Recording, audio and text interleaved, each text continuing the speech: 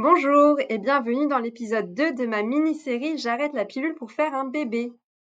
Dans le cadre de votre projet bébé, votre corps s'apprête à orchestrer la croissance et maturation des ovules, l'anidation d'un embryon, le développement du fœtus, la naissance de votre bébé et l'allaitement si c'est votre choix.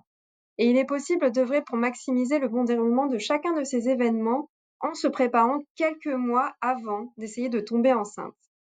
Alors, comment bâtir son projet bébé sur de bonnes bases? Donc, le premier conseil, ça va être de contrôler les entrants, c'est-à-dire limiter les toxiques entrants comme le tabac, l'alcool ou les perturbateurs endocriniens, nous y reviendrons plus tard, les drogues, mais aussi les mauvais gras et les mauvais sucres liés à une mauvaise alimentation. Deuxième chose, il faut avoir en tête la notion de déstockage. Les hormones de synthèse de la pilule sont stockées dans le foie, dans les graisses et dans les intestins.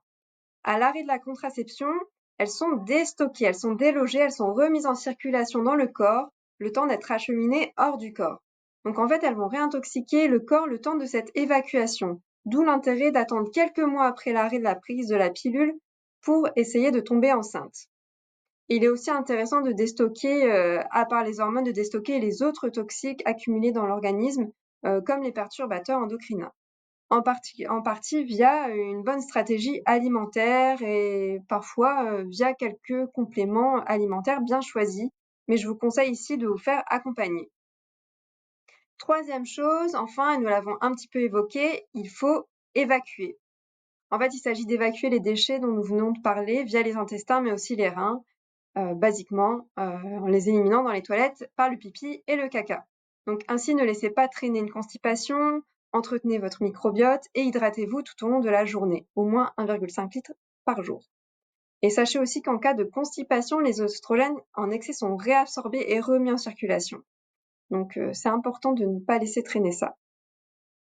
Revenons à nos éléments clés. Donc notre stratégie précédente d'assainissement, elle va aider à faire face aux différents enjeux qui sont sous-jacents pour votre fertilité et la santé du futur bébé.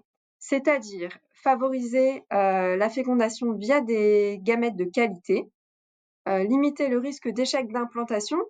On sait que l'endomètre se construit avec ce qu'il trouve dans son environnement, que ce soit de bon ou de mauvais goût.